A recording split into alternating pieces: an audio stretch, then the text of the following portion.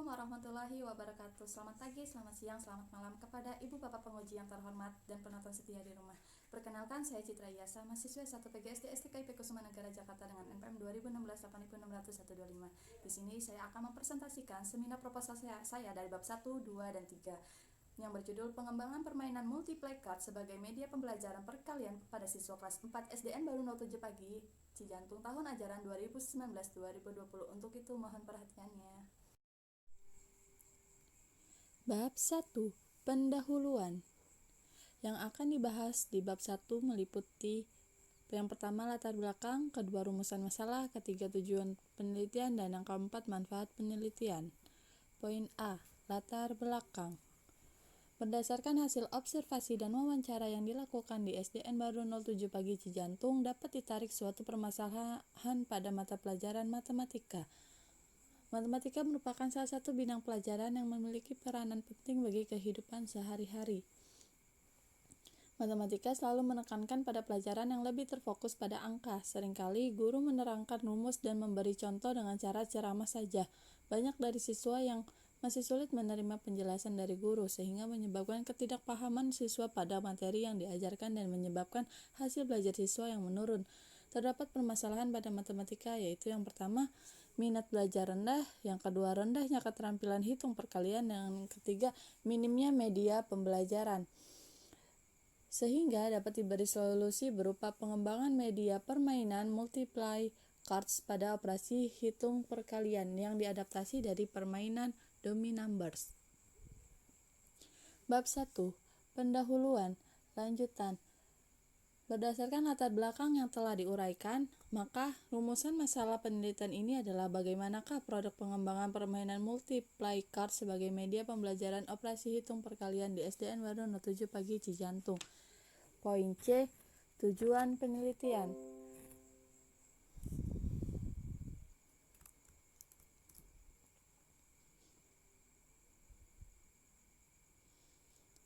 Poin C. Tujuan penelitian.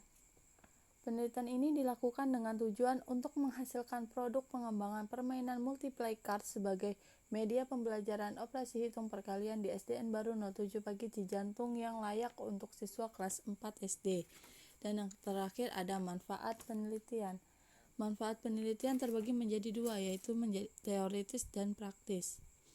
Lanjut, bab 2, kajian teori, kerangka berpikir, dan pengajuan hipotesis. Pembelajaran matematika sebagai ilmu tentang bilangan-bilangan, hubungan antar bilangan, dan prosedur operasional yang digunakan dalam penyelesaian masalah bilangan. Adapun ruang lingkup matematika di lingkungan SD atau MI yaitu ada bilangan, ada geometri dan pengukuran, dan yang ketiga ada pengolahan data.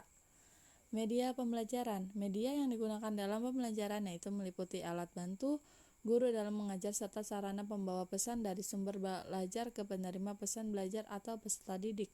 Sanaki berpendapat bahwa media pembelajaran sebuah alat yang berfungsi dan dapat digunakan untuk menyampaikan pesan pembelajaran. Adapun manfaat media pembelajaran, yang pertama menyeragamkan penyampaian materi, kedua pembelajaran lebih jelas dan menarik, yang ketiga proses pembelajaran lebih interaksi, yang keempat efisiensi waktu dan tenaga, yang kelima meningkatkan kualitas hasil belajar, yang keenam belajar kapan saja dan di mana saja, yang ketujuh menambah sikap positif belajar, yang kedelapan meningkatkan peran guru.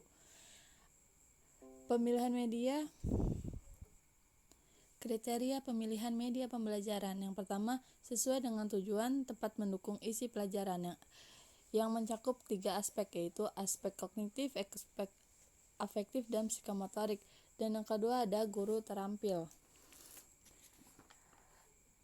Guru harus mampu mempelajarkan materi apapun itu jenis medianya. Yang ketiga ada praktis dan luas.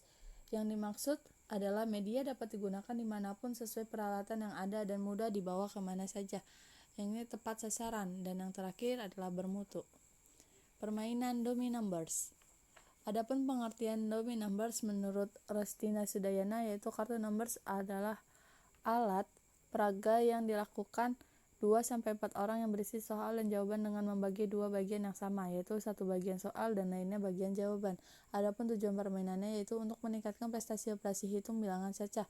Perangkat permainannya yaitu satu perangkat 2 persegi bilangan terdiri atas 28 kartu rangkaian 2 persegi. Bahan yang dipakai sebagai dasar adalah kertas karton atau manila atau buffalo. Aturan standar permainan yaitu permainan dimainkan 2, 3, 4 pemain, kocok kartu dan bagikan kepada pemain lainnya hingga kartu habis. Ketiga, undilah giliran pemain melangkah. Pertama, membuka kartu pembuka. Yang keempat, secara bergantian pemain lain menyambung kartu. Yang selanjutnya, bila pada gilirannya seorang pemain tidak dapat melangkah, maka gilirannya dilewat dan dilanjutkan oleh pemain berikutnya. Yang terakhir, pemenangnya adalah yang pertama kali menghabiskan kartu. Berikut adalah desain permainan dummy numbers. Permainan pengembangan multiply cards, yang berarti sebuah pengembangan media, permainan sederhana yang dilakukan dengan mengadaptasi dari permainan dummy numbers yang bertujuan sesuai dengan KD 1.3 yaitu melakukan operasi hitung perkalian serta melatih keterampilan operasi hitung perkalian pada siswa kelas 4 SDN baru 07 pagi. Perangkat permainannya yaitu yang pertama menuliskan seluruh operasi hitung perkalian lalu mencocokkan beberapa operasi hitung perkalian dengan pertimbangan tertentu sehingga terdapat 2, 3, atau 4 pasang perkalian. Tahap kedua, pembuatan kartu dengan bahan kartu buffalo. Aturan standar permainannya, permainan dimainkan 2, 3, 4 pemain, kocok kartu dan bagikan kepada pemain lainnya hingga kartu habis. Undilah giliran pemain melangkah. Yang pertama, membuka kartu pembuka. Secara bergantian, pemain lain menyambung kartu dilakukan dengan 2 arah. Bila pada gilirannya seorang pemain tidak dapat melangkah, maka gilirannya dilewat dan dilanjutkan oleh pemain berikutnya. Pemenangnya adalah yang pertama kali menghabiskan kartu. Berikut adalah desain permainan multiply cards. Kerangka berpikir. Kerangka berpikir yaitu prapenelitian yang ke sekolah dengan melakukan wawancara guru kelas 4 dan penyebaran angket untuk siswa serta melakukan observasi. Kerangka berpikir. Prapenelitian ke sekolah dengan melakukan wawancara guru kelas 4 dan penyebaran angket untuk siswa. Lalu didapatkan keterbatasan media pembelajaran yang seadanya, sehingga peneliti membuat produk awal, lalu divalidasi oleh ahli media dan ahli materi. Kemudian direvisi produk, lalu uji coba pemakaian produk. Jika layak, produk akhir media pembelajaran multiply cards dapat digunakan. Jika tidak layak, harus direvisi lagi lalu menjadi produk akhir media pembelajaran multiply class yang dapat digunakan. Hipotesis yaitu yang pertama ada kondisi awal bahan media ajar materi operasi hitung perkalian siswa kelas 4 SDN baru 07 pagi Cijantung belum menarik dan belum sesuai kebutuhan siswa. Yang kedua, media ajar yang dikembangkan berupa media kartu multiply cards pada materi operasi hitung perkalian siswa kelas 4 SDN baru 07 pagi Cijantung menarik dan sesuai kebutuhan siswa. Yang ketiga, media ajar yang dikembangkan beberapa media kartu multiply cards layak untuk digunakan pada materi operasi hitung perkalian siswa kelas 4 SDN baru 07 pagi Cijantung. Bab 3. Prosedur penelitian. Yang pertama ada potensi dan masalah, yang kedua ada pengumpulan data awal, yang ketiga ada desain produk, yang keempat ada validasi desain, yang kelima ada revisi desain, yang keenam ada uji coba produk, yang terakhir ada revisi produk. Ini adalah langkah-langkah metode penelitian menurut Berg and Gall. Metode penelitian tahap 1. Populasi sampel sumber data. Yang kedua ada teknik pengumpulan data, yaitu ada observasi, wawancara, angket, dokumentasi. Yang ketiga ada instrumen penelitian, yang keempat ada analisis data, yang kelima ada perencanaan desain produk, yang keenam ada validasi desain, yaitu ada ahli media dan ahli materi. Sedangkan penelitian tahap kedua itu sama. Lalu model rancangan eksperimen untuk menguji.